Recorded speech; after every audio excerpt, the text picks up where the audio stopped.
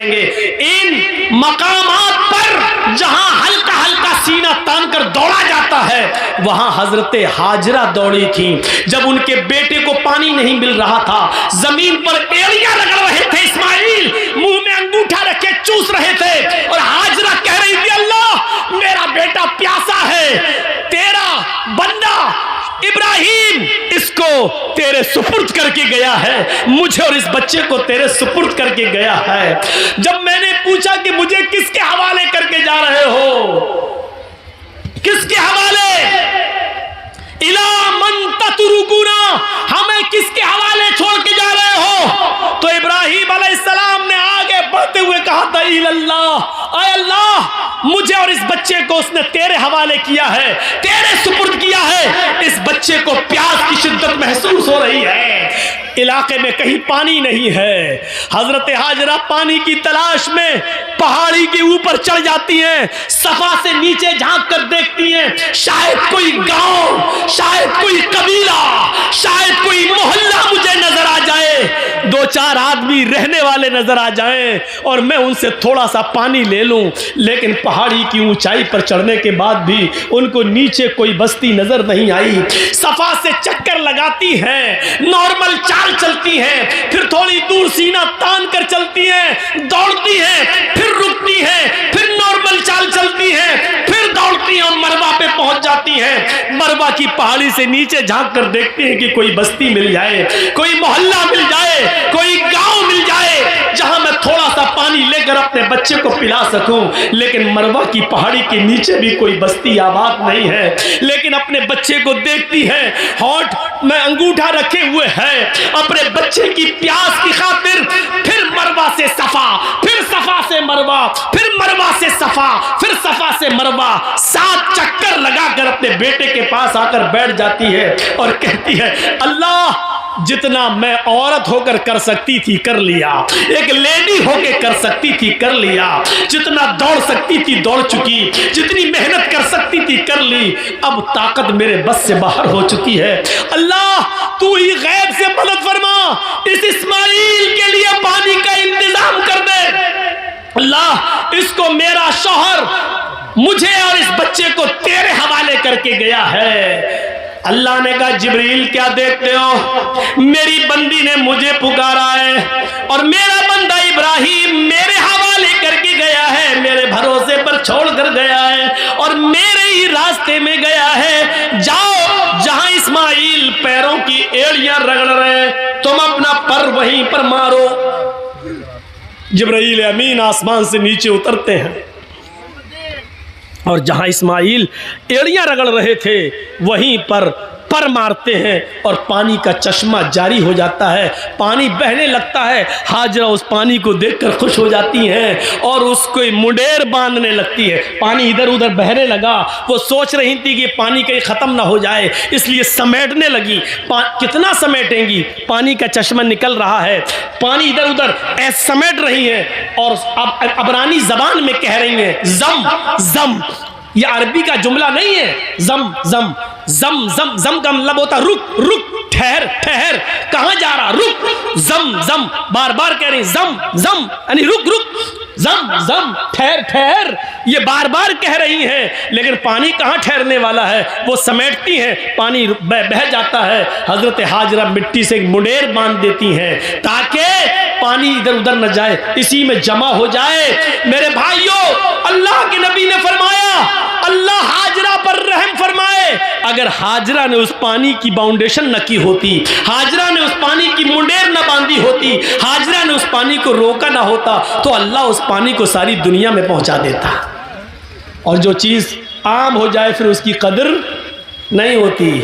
देख रहे हो ना, गंगा का पानी हर जगह बहता फिरता, कोई कदर है? जो चाहता उसमें लैट्रिन कर देता है, जो चाहता पेशाब कर देता है, जो चाहता उसमें पायखाना कर रहा है, जो चाहता उसमें गंदगी फेंक रहा है। बार बार योगी और मोदी सरकारों को लोग ललकार रहे हैं, तुम तो कह रहे थे हम गंगा की सफाई करेंगे, आज तक गंगा की सफाई नहीं हुई है। सरकारें कटघरे में खड़ी हैं, गंगा की सफाई नहीं हो पा रही है। अब अब इस पानी की कोई कदर नहीं, क्योंकि जो चीज़ आम हो जाती है उसकी कोई कदर नहीं होती है। आज जमजम की कदर इसलिए है क्योंकि वो आम नहीं हुआ है। हजरत हाजरा ने उसकी मुडेर बांधी। अब आपको जो बताना चाहता हूँ वो ये, हाजरा सफ़ा से मरवा तक जा रही हैं, कहीं कहीं सीना तान के जा रही हैं और दौड़ती हुई जा रही हैं। हर हाजी को जहाँ पे हाजरा दौड़ी थी, आज हाजरा की सुन्नत को ज़िंदा करना पड़ता है। वहाँ हर हाजी को थोड़ा सा या उम्रा करने वाले को सीना तान कर दौड़ना पड़ता है। अल्लाह के रसूल ने औरतों को मना कर दिया है, फरमाया है कि हमारी उम्मत की औरतें सीना तान कर नहीं दौड़ेंगी, वो अपनी नॉर्मल चाल में चलेंगी। लेकिन अल्लाह के रसूल ने हाजियों को, मर्दों को ये हुक्म दिया है कि उनको हाजरा की इस अदा को जिंदा करना होगा। जहां हाजरा नॉर्मल दौड़ी थी तुम्हें नॉर्मल दौड़ना है, और जहां हाजरा तेज दौड़ी थी वहां तुम्हें थोड़ा तेज दौड़ना है। जहां हाजरा ने थोड़ा सीना निकाल कर दौड़ी थी वहां तुम्हें थोड़ा सा सीना निकाल के दौड़ना है। मेरे भाइयों, हाजी और मोहतमिर, उम्रा करने वाला हाजरा की इस अदा को जिंदा करता है, और इसको अल्लाह रब्बुल आलमीन ने हज और उम्रा जैसी इबादत का एक हिस्सा बना दिया है। जहां हाजरा के पैर दौड़ रहे हैं वहीं हाजी का पैर, और इसको इबादत। गौर करो, लिखो मीडिया वालों, लिखो अगर तुम्हारे कलम में ताकत है, सीआईडी वालों और वो लोग जो ये कहते हैं कि इस्लाम ने औरतों को पर्दे की चार दीवारी में बांध दिया है, औरतों पर जुल्म किया है, औरतों को घर से बाहर निकलने की इजाजत नहीं है। औरत को इस्लाम ने यह इज्जत दी है कि जहां हाजरा तेज दौड़ी वहां तुम्हें भी दौड़ना है, जहां हाजरा सीना निकाल के दौड़ी वहां तुम्हें भी निकालना है। और जब तक कोई हाजरा की सुन्नत को जिंदा नहीं करेगा, अल्लाह उसके हज और उम्रे को कबूल नहीं करेगा। हाजरा के नक्शे पाको, हाजरा के नक्शे कदम को अल्लाह ने अपनी इबादत का एक हिस्सा बना दिया है। एक औरत के नक्शे कदम को अल्लाह ने अपनी इबादत बना दिया हो, इससे बड़ा एक औरत का मकाम क्या हो सकता है? इससे बड़ी एक औरत की इज्जत क्या हो सकती है? इससे बड़ा एक औरत का सम्मान क्या हो सकता है? कोई किसी मजहब ने औरत के पैर, औरत के हाथ, औरत के कदम को अपनी इबादत का हिस्सा नहीं बनाया है। आज भी देख लीजिए, हिंदू धर्म के अंदर बीवी की लंबी उम्र के लिए कोई रोजा और इबादत नहीं है, लेकिन आदमी की लंबी उम्र के लिए औरतों को करवा चौथ का रोजा रखना पड़ता है। यहां उल्टी गंगा बहती है। देखिए, मैं किसी मजहब पर तनकीद नहीं कर रहा हूं, हर आदमी आज़ाद है, किसी भी मजहब पर वो अमल कर रहा है। हमें जबरदस्ती किसी को अपने मजहब में शामिल नहीं करना, आज़ाद है वो। लेकिन मुआजना जब किया जाता है तो बताया जाता है, मेरे भाइयों, हमारे यहाँ एक मर्द अगर 2 या 3 या 4 बीवी रख ले तो बड़ा एतराज, इस्लाम ने 4 वाह, एक औरत को 4 औरतों की इजाजत है, एक मर्द को, एक औरत को 4 मर्द रखने की इजाजत क्यों नहीं है? बड़े एतराजात उठते हैं। मेरे भाइयों, हम चाहें तो लौट कर तुम्हें भी जवाब दे सकते हैं। 5 पांडव एक ही पत्नी रखते थे, द्रौपदी। 5 पांडव की एक ही पत्नी थी, द्रौपदी। 5 भाइयों ने एक ही औरत को रखा था, द्रौपदी। आप अंदाजा लगा सकते हैं, हमें वो लोग नसीहत करते हैं जो खुद शीशे के मकान में रहते हैं और हमारे पत्थर के मकान पर पत्थर, मजबूत मकान पर पत्थर मार के गिराना चाहते हैं। उनको ये नहीं मालूम कि तुम्हारा मकान शीशे का है। अगर इधर से जवाब में एक पत्थर हमने फेंक दिया है तो तुम्हारे मकान का हाल क्या होगा?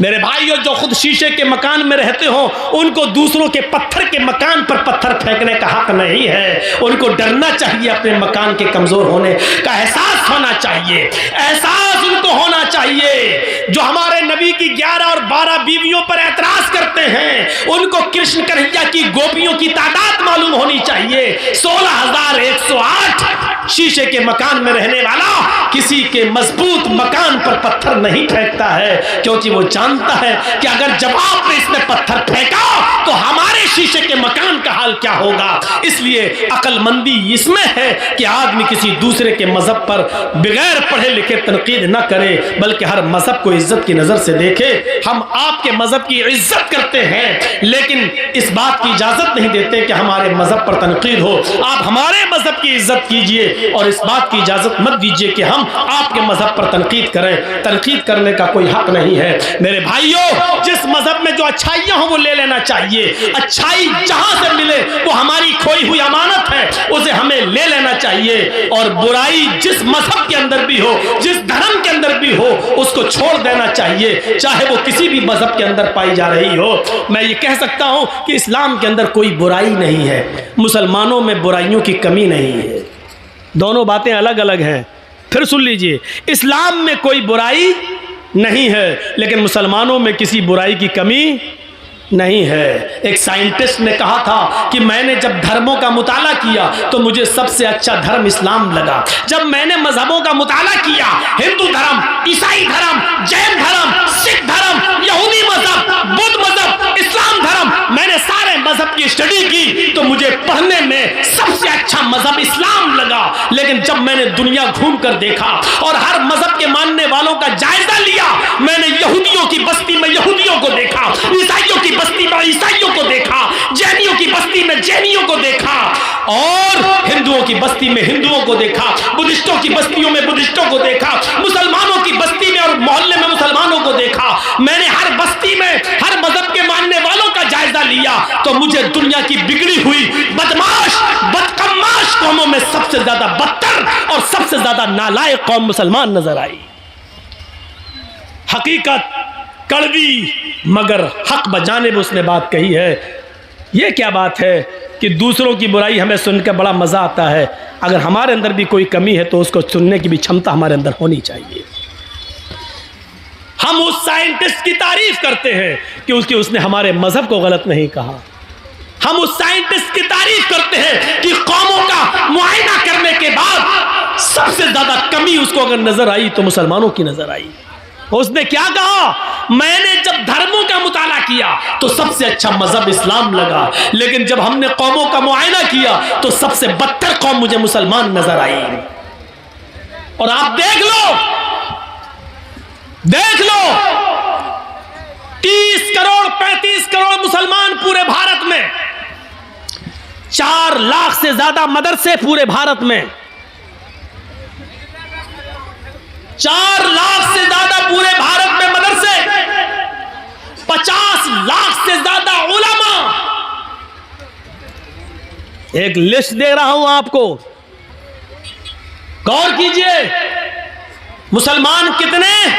30 से 35 करोड़। मदरसे कितने पूरे हिंदुस्तान में? 50 लाख, 4.5 लाख, 4 से 4.5 लाख। उलमा कितने? 50 लाख से ज्यादा। इतने मदरसे, इतने उलमा, इतनी बड़ी तादाद मुसलमानों की। मस्जिदें भी मेरे भाइयों मदरसों से कम नहीं, 5 से 6 लाख मस्जिदें पूरे हिंदुस्तान के अंदर। लेकिन नमाजियों की तादाद पर आप गौर करेंगे तो सिर्फ 2%। मस्जिदों में नमाज पढ़ने वालों की संख्या 2%। 100 में सिर्फ 2 आदमी, 2 मुसलमान। गौर कर रहे हैं? 30 से 35 करोड़ मुसलमान, 4 से 4.5 लाख मदरसे, 5 से 6 लाख मस्जिदें, 50 से 60 लाख उलमा। इतनी बड़ी तादाद के होने के बावजूद मस्जिदों में नमाज पढ़ने वालों का परसेंट 2%, जुमे में 5%, ईद और बकरीद रमजान में 10%, थोड़ा सा बढ़ जाते हैं। ईद और बकरीद में ये तादाद बढ़ के 15 और 20%। ये 80% कहां गए? और 5 वक्त होने वाली नमाज में 98% मुसलमान कहां? ये मुहासिबा कौन करेगा? ये हिसाब कौन करेगा? तुम अपने बच्चों से उनकी पढ़ाई लिखाई का हिसाब नहीं कर पाते हो, नमाज और रोजे का हिसाब क्या करोगे? अल्लाह के रसूल ने हिसाब किताब बताया था, जब तुम्हारा बच्चा 7 साल का हो तो नमाज पढ़ने का हुक्म दो, ना पढ़े कोई बात नहीं, कभी पढ़ेगा कभी छोड़ेगा, लेकिन 10 साल का हो तो मार मार के नमाज पढ़ने ले जाओ। अगर नहीं पढ़ता तो मारो। नबी ने तरीका बताया था, नमाज पढ़ने के लिए आदत डलवाई थी और 10 साल के बाद मारने का हुक्म दिया था। लेकिन जब बाप ही नमाज नहीं पढ़ता तो वो अपने बच्चे को क्या मारेगा? हैं?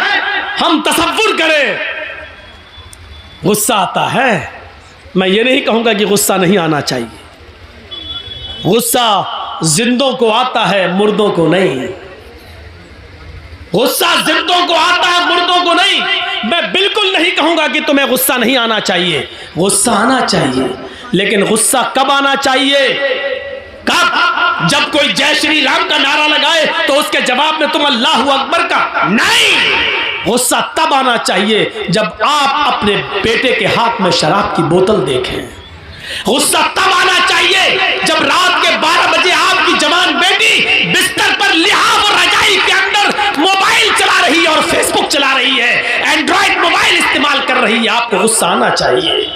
आपको गुस्सा आना चाहिए कि आपकी बीवी पूरे दिन बाजार में शॉपिंग करती रही और शाम को घर आई।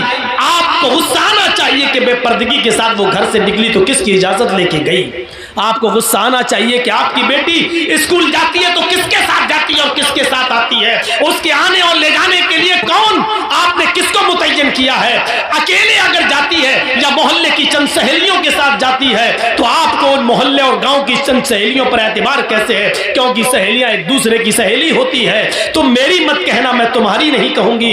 तुम अपने बॉयफ्रेंड के साथ जाओ, हम अपने बॉयफ्रेंड के साथ जाते हैं और घर जब पहुंचेंगे तो हम लोग एक साथ हो लेंगे। तुम हमें फला जगह पे मिल जाना। आपने अपनी बेटी को गांव की चंद लड़कियों के साथ स्कूल जाने की इजाजत कैसे दे दी? और दे दी तो आपने उसका पीछा करके कभी देखा? कभी आपने पूछा कि स्कूल से ये लड़की कितने बजे गई, हमारे घर पे कब पहुंचती है? ये हिसाब किताब कौन करेगा? मुसलमानों, तुम हिसाब किताब करने वाली कौम हो। तुम बच्चों के लिए अगर बाप हो तो अपने बच्चों का हिसाब लो, शौहर हो तो अपनी बीवी का हिसाब लो, अगर भाई हो तो अपनी बहन का मुहासिबा करो। मुहासिबा जिंदे करते हैं, मुर्दों से हिसाब नहीं लिया जाता है। हिसाब जिंदों से तलब किया जाता है, मुर्दों से नहीं। तुम जिंदा कौम हो, हम तुमसे हिसाब ले सकते हैं। ये मदरसे में कितना चंदा हुआ है आपने दिया है, आप हिसाब लो मदरसा कमेटी से। मदरसे कमेटी के लोगों को बुरा नहीं मानना चाहिए, क्योंकि एक एक रुपया आपकी अमानत है, आपके बच्चों पर ही खर्च होगा। इसलिए हिसाब जिंदे लेते हैं, हिसाब जिंदे देते हैं। हजरत उमर जब मिंबर पे खड़े हुए और नई कमीज पहनकर खुतबा देने लगे तो एक नौजवान उठा और कहने लगा, उमर खुतबा देना बंद कर, तकरीर करना बंद कर, खुतबा नहीं देने दूंगा। हजरत उमर ने कहा, क्यों, वजह क्या है? कहा, पहले इस बात का हिसाब दो, ये नया कुर्ता तुम्हारे पास कहां से आया? तुम्हारी तनख्वाह बैतुल माल से इतनी नहीं है कि तुम नई कमीज सिला सको। आज नया कुर्ता तुम्हारे पास कहां से आया? हजरत उमर कहने लगे कि इसकी सफाई मेरा बेटा देगा। हजरत उमर फारूक का बेटा उठता है, सफाई पेश करता है कि बैतुल माल में जो चादरें आई थी वो सारे मुसलमानों में तकसीम होना थी। एक एक चादर सबको मिली, मेरे बाप को भी एक चादर मिली। मेरे बाप ने उसी चादर की कमीज बनवा ली है। नौजवान खड़ा होता और कहता, अमीरुल मोमिनीन, एक एक चादर सबको मिली थी, मुझे भी मिली थी। मैं दर्जी के पास गया था, टेलर के पास गया था, मैंने अपना माप दिया, उस चादर में मेरी कमीज नहीं बनी। तुम तो हमसे ज्यादा लंबे हो, हमसे ज्यादा चौड़े हो, हमसे ज्यादा लंबे चौड़े हो और मोटे तंदुरुस्त भी हो, फिर तुम्हारी एक चादर में कमीज कैसे बन गई? उनके बेटे ने खड़े होकर जवाब दिया, नौजवान, एक चादर मुझे भी मिली थी, सबको एक एक चादर मिली थी, मेरे बाप को भी मिली, मुझे भी मिली, सबको एक एक मिली तो उसमें मुझे भी मिली। मेरे बाप की अपनी चादर में जब कमीज नहीं बनी तो मैंने अपनी चादर भी अपने बाप को दे दी। मेरी और अपनी दोनों कमीजें मिलाकर मेरे बाप ने दोनों चादरें मिलाकर कमीज बना ली। नौजवान कहने लगा, बैठ गया, अमीरुल मोमिनीन, अब मुझे इत्मीनान हो गया, अब अब मैं सेटिस्फाई हो गया, अब आप खुतबा दीजिए। जिंदा लोग हिसाब लेते हैं और जिंदा लोग हिसाब देते हैं। ना हिसाब लेने पर गुस्सा होना चाहिए, ना हिसाब देने पर गुस्सा होना चाहिए। हिसाब जिंदे लेते हैं, हिसाब जिंदा देते हैं। गुस्सा जिंदों को आता है, मुर्दों को नहीं। हम नहीं कहते कि गुस्सा दबाओ, हम नहीं कहते कि गुस्से को तुम पी जाओ, हम कहते हैं गुस्सा उठाओ, गुस्सा उभारो, गुस्सा निकालो, भड़ास निकालो, लेकिन जायज जगह पर, नाजायज जगह पर नहीं। अल्लाह के नबी को भी गुस्सा आता था और गुस्सा इतना आता था कि आपकी आंखें सुर्ख हो जाती थी और ऐसा लगता था जैसे किसी ने अनार का रस, अनार का जूस किसी ने नबी अकरम की आंखों में डाल दिया हो। इतना गुस्सा आता था जनाब मोहम्मद रसूलुल्लाह को, लेकिन नाजायज बात पर नहीं, जायज बात पर गुस्सा आता था। आज दुनिया की कौमें आज हमारा मजाक उड़ाती हैं और हम मुश्तइल हो जाते हैं। यहाँ गुस्सा नहीं आना चाहिए। मसलन अभी कुछ दिनों पहले एक आदमी ने इस्लाम को बहुत बदनाम किया, कुरान को लेकर बहुत बातें कही, हमारे नबी को लेकर बहुत बातें कही, लेकिन हम नहीं समझ पाए कि वो सारी बातें कहने के पीछे कौन है। हम नहीं समझ पाए, वो बातें कह नहीं रहा, उससे कहलवाई जा रही हैं, और कौन कहलवा रहा है ये भी मैं जानता हूं, लेकिन हम ना नाम ले रहे हैं ना आपको बताना चाहते। ही कह रहा हूं कि अपना हिसाब करो, अपने बच्चों का हिसाब करो। पूछो आज की नौजवान नस्ल, हमारी बेटियां, हमारी लड़कियां, आप बैठे हो खामोश हो, सोचो क्या प्लानिंग हो रही है हमारी बेटियों के बारे में। कभी सोचा आपने ठंडे दिल से? कभी सोचा है आपने? सोचिए मंसूबे क्या हो रहे हैं। गुस्सा आना चाहिए लेकिन जायज जगह पर, नाजायज जगह पर नहीं।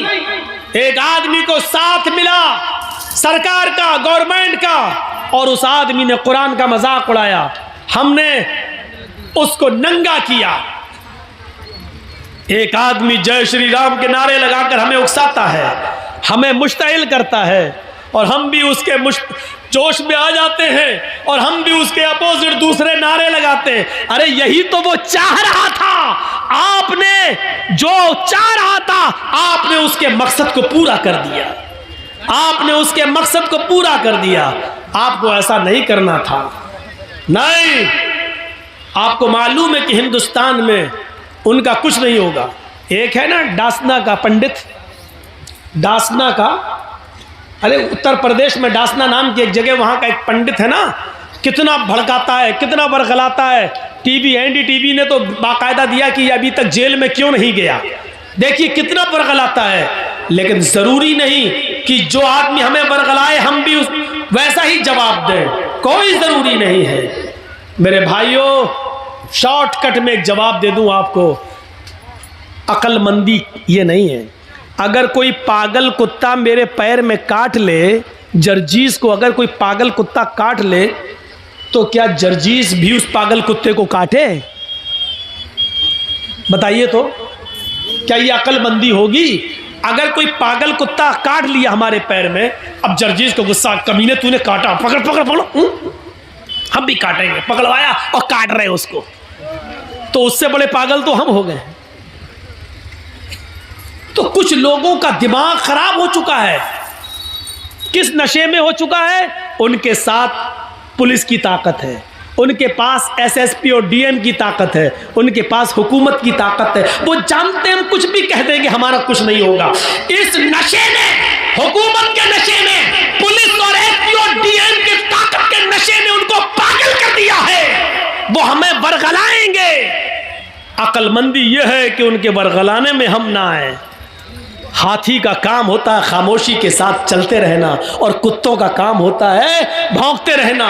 अगर हाथी भौंकने वाले कुत्तों को पीछे मुड़ के देखने लगा तो हाथी जिस मंजिल पे जाना चाहता नहीं पहुंच पाएगा। हाथी चलता रहता है, वो जानता है कि ये कुत्ते हैं, इनकी आदत भौंकने की है, भौंकते रहेंगे, थक जाएंगे, खुद ही छोड़ देंगे। इन भौंकने वाले कुत्तों को उनकी हालत पे छोड़ दो। हम भौंकने वाले कुत्तों का नाम भी ले देते, लेकिन इन यूट्यूबर वालों की वजह से नहीं ले रहे हैं। आप समझ जाओ और जिसने इन भौंकने वाले कुत्तों को समझ लिया वो पूरी तकरीर समझ गया। समझ लो कि वो कामयाब हो गया। मेरे भाइयों, ये यूट्यूबर वाले तुम्हें समझने नहीं दे रहे हैं, लेकिन हमने तुम्हें समझा दिया इशारों में। जो इन भौंकने वाले कुत्तों को समझ जाए वो पूरा जलसा समझ गया, और समझ लो कि मुखिया जी के कराए हुए जलसे को आपने कामयाब कर दिया। मेरा इशारा समझ जाओ, भौंकने वाले कुत्ते कौन हैं, और हाथी बनने की कोशिश करो। खामोशी के साथ चले जाओ और भौंकने वाले कुत्तों के भौंकने का जवाब मत दो। यही तुम्हें इस्लाम ने सिखाया है। अपनी आदत बदलो, वरना काटे जाओगे और मारे जाओगे, पकड़े तुम ही जाओगे। आपको मालूम है, एक तालाब पर बह रहा था एक नदी, ऊपर पहाड़ से एक नदी के पानी इधर से आ रहा था, नदी बह रही थी, और जहां से पानी बह रहा था वहां शेर पानी पी रहा था और दूसरी तरफ बकरी पानी पी रही थी। मैं तुम्हारे हालात बतला रहा हूं, सुनो, इशारों में बतला रहा हूं, समझ लो। उधर पानी शेर पी रहा है, इधर पानी बकरी पी रही है। पानी शेर की तरफ से बहता हुआ आ रहा है और बकरी। मोबाइल अपना बंद करो, मुझे मालूम है आजकल भंगी और चमारों के पास भी मोबाइल होते हैं। बंद करो यार, टूटू हो रही यार। रात के 2:22 पर किसका फोन आ रहा होगा, सोचो तो जरा। तो दिमाग लगाओ बेटा, जिस स्कूल में तुम पढ़ते हो मैं उसका हेडमास्टर रह चुका हूं, ये सब मत बताओ। यहां से सुनिए, जहां से शेर पानी पी रहा है इधर बकरी पानी पी रही है, तो शेर ने, दोनों ने एक साथ मुंह लगाया। शेर को तो बहाना चाहिए था। शेर ने कहा, है बकरी, तूने मेरे पानी को झूठा क्यों किया? अब देखो, उल्टा बोल रहा है, जबकि पानी शेर झूठा कर रहा है और पानी शेर की तरफ से बहता हुआ बकरी के पास आ रहा है। शेर का झूठा पानी बकरी पी रही है, लेकिन शेर ने बकरी से क्या कहा, तूने मेरा पानी झूठा क्यों किया? बकरी कहने लगी, जंगल के राजा, मैंने कहां झूठा किया है? पानी तो आपकी तरफ से बहता हुआ आ रहा था, आपका झूठा पानी मेरी तरफ आ रहा था, मैंने तो आपका झूठा पानी पिया। बकरी का ये जवाब सुना शेर ने तो कहा, अच्छा मुंह भी चला रही है, मुझसे बहस भी कर रही है। आया और मारा पंजा और फाड़ दिया बकरी को और खा गया। ये सूरत हाल है तुम्हारी और हमारी। अगर हम जायज बात भी करेंगे तो पकड़ी जाएगी, और वो नाजायज बात भी करेंगे तो नहीं, क्योंकि पावर है, नशा है। नशा उतरता अच्छे अच्छों का उतरा तो तुम्हारा क्या है? फिरौन का उतरा, कारून का उतरा, नमरूद का उतरा, हिटलर का उतरा, तुम्हारा भी उतरेगा। जाओगे कहां? नशा उतरना है, आज नहीं तो कल। और राहत इंदौरी ने कभी कहा था, जो आज साहिबे मसनद हैं कल नहीं होंगे। जो आज साहिबे मसनद हैं कल नहीं होंगे। किराएदार हैं, जाती मकान थोड़ी है। यूपी में हवा बदल रही है, हालात किस तरफ जा रहे हैं हमें मालूम है। बस जरूरत है अक्लमंदी से काम लेने की। बिहार वालों ने थोड़ी सी गलती कर दी, आज बीजेपी और जनता दल यू की गवर्नमेंट बन गई। वो गलती कहां है उस तरफ हम इशारा नहीं करना चाहते। बंगाल वालों ने उस गलती को नहीं दोहराया तो आज पैर उखड़ गए। इसी फर्क को अगर यूपी के मुसलमान समझ लिए तो इंशाअल्लाह उधर की फिजा भी बदल जाएगी। मेरे भाइयों, जरूरत है अक्ल और शऊर से काम लेने की। ये नहीं देखना है हमारा कौन तुम्हारा कौन, ये देखना है कि हमारा कम नुकसान किसमें है और ज्यादा नुकसान किसमें है। इस चीज की जरूरत है आज। आपको मालूम है, अपने अंजाम से बाखबर रहिए। एक मिसाल और देता हूं, बड़ी अच्छी मिसाल है। एक शेर, सुनिएगा मिसाल। ए भैया बैठ जाओ, ए चाय वाले बैठ जाओ, बहुत बिक चुकी है तेरी चाय। बड़ी अच्छी मिसाल है, जरा देखिए। एक जंगल के अंदर शेर भी शिकार के लिए निकला, भेड़िया भी शिकार के लिए निकला और लोमड़ी भी शिकार के लिए निकली। शेर, भेड़िया और लोमड़ी तीनों ने शिकार किया और तीनों ने एक एक शिकार कर लिया। शेर ने हिरन मार दिया,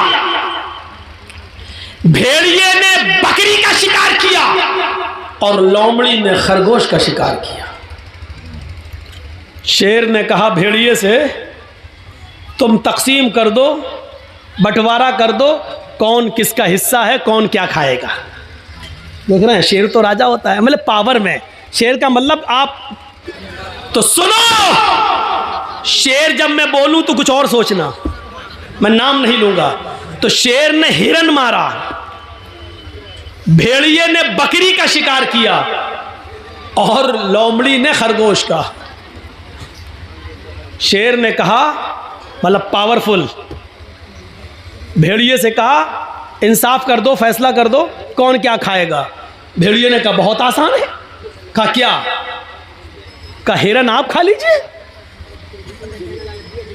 बकरी मैं ले लेता हूं, लोमड़ी खरगोश ले लेगी। शेर को गुस्सा आ गया,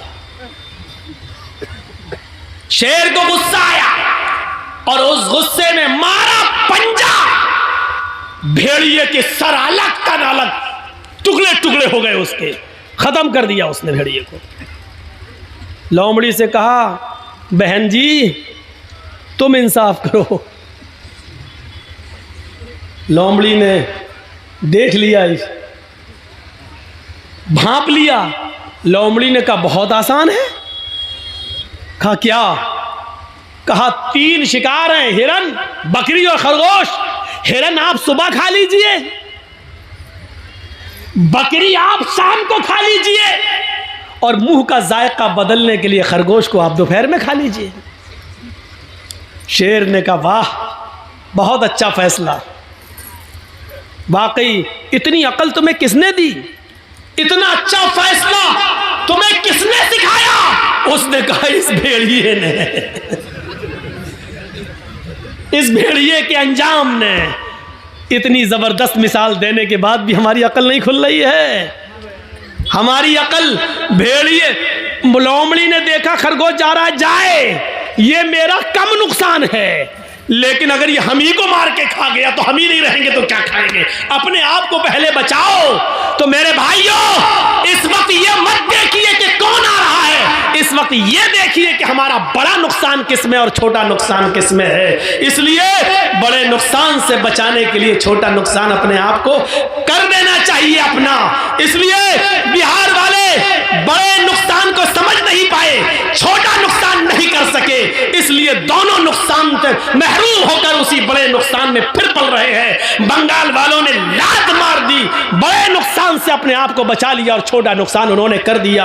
अल्लाह उत्तर प्रदेश की आवाम को भी बड़े नुकसान से बचने की तौफीक अता फरमाए, उनको अक्ल शऊर अता फरमाए और उनको भी समझदारी से काम ले और लोमड़ी की तरह उनको भी इबरत हासिल करने की तौफीक अता फरमाए। वरना हाल वही होगा जो भेड़िए का हुआ, क्योंकि पावर, इंसाफ तो यही था। शेर ने हिरन मारी, शेर हिरन खा ले, भेड़िए ने बकरी मारी, भेड़िया बकरी खा ले, लोमड़ी ने खरगोश मारा, लोमड़ी खरगोश खा ले। भेड़िए ने फैसला सही किया, लेकिन इसके बावजूद भी उसको हाथ, जान से हाथ धोना पड़ा।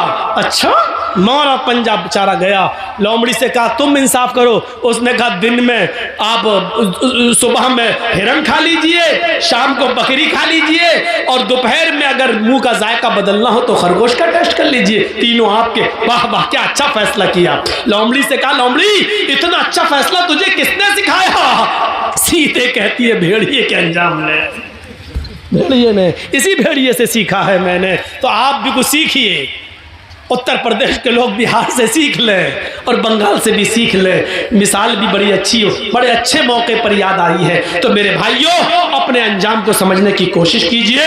अपने हम जानते हैं हमारा इस वक्त कौन है, कोई नहीं। इस बात का भी एतराफ़ है, हम किसी का फेवर नहीं कर रहे हैं। क्या बंगाल में हमने किया था, लेकिन यह हकीकत है कि हमारा इस वक्त कोई नहीं है। आप किसी पर भरोसा करके देखें तो भरोसे के लायक कोई नहीं है। इस बात का एतराफ़ है कि मुसलमानों को हमेशा हर पार्टी ने ठगा है, हर जमात ने ठगा है, हर सियासी जमात मजबूर हैं, लेकिन हाँ हम अपने अंजाम को भी देख रहे हैं और समझ रहे हैं मेरे भाइयों। इसलिए हमें अक्ल के नाखून लेना पड़ेगा, अपने अंजाम को सोचना पड़े। मैं डरा नहीं रहा हूं, मुसलमान कभी किसी से डरता नहीं है। एक पीछे पड़े हुए हैं, जबकि उत्तर प्रदेश में मैं कोई तकरीर नहीं कर रहा हूं, फिर भी चैनल वाले हाथ धोकर नहीं नहा धोकर मेरे पीछे पड़े हुए हैं, नहा धोकर। ये देखो बंगाल में मुसलमानों को डरा रहा है, ये देखो एक कर रहा है। अरे मैं नहीं डरा रहा हूं, चैनल वालों, जी इंडिया और जी न्यूज और जी हिंदुस्तान, क्या तुम अंधे हो, दिखाई नहीं देता? या तुम्हें पावरफुल की तरफ से, शेर की तरफ से कोई हड्डी डाल दी गई है जिसकी बदबू का टेस्ट तुम्हें लग गया है, जो छूटती नहीं है तुम्हारी जबान से? तुम्हें पता नहीं है कि इस वक्त गाय की बात कौन कर रहा है, इस वक्त मंदिर की बात कौन कर रहा है, इस वक्त मथुरा की ईदगाह की बात कौन कर रहा है? अंधो, तुम्हें ये नहीं दिखाई दे रहा है? आए चैनल वालों, क्या तुम्हें ये नहीं दिखाई दे रहा है कि फिरका परस्ती की बू कहां से आ रही है? हिंदू और मुसलमानों को डराने की कोशिश कौन कर रहा है? आपस में ये बंटवारा कौन कर रहा है? चैनल वालों, ये तुम्हें दिखेगा नहीं, क्योंकि हड्डियों ने तुम्हारे अंदर नशा पैदा कर दिया है। वो हड्डी शेर की तरफ से आई है। शेर, बस अक्लमंद रहा इशारा काफी, शेर की तरफ से आई है। इस शेर को समझ जाओगे आप कौन है। शेर भी कभी बकरी बनेगा। और कहो इंशाअल्लाह, कहो इंशाअल्लाह। ये तहज्जुद की नमाज का वक्त है रात का, और अल्लाह ताला पहले आसमान पर आ जाता है। इस वक्त दुआ कीजिए कि बारे इलाह, जो हमारे मुल्क के लिए बेहतर हो उसको मुल्क का मुहाफिज बना। हम ऐसी दुआ ही नहीं कर रहे हैं कि कोई हम पर केस करे। हम तो ये कह रहे हैं जो हमारे देश के हक में बेहतर हो, जो हमारे मुल्क के हक में बेहतर हो, जो हमारे मुल्क की हिफाजत करता हो, जो सच में हमारे मुल्क को अपना मुल्क समझता हो। ऐ अल्लाह, तू इस मुल्क का इक़्तिदार उसको अता फरमा। ऐ अल्लाह, जो भारत के 1 अरब 25 करोड़ लोगों को एक साथ लेके चलता हो, जो धर्मनिरपेक्ष हो, जो हिंदू मुस्लिम के चश्मे से नहीं इंसानियत के चश्मे से देखता हो। ऐ अल्लाह, इस मुल्क को ऐसे लीडर की जरूरत है, इस मुल्क को उसके हवाले कर दे।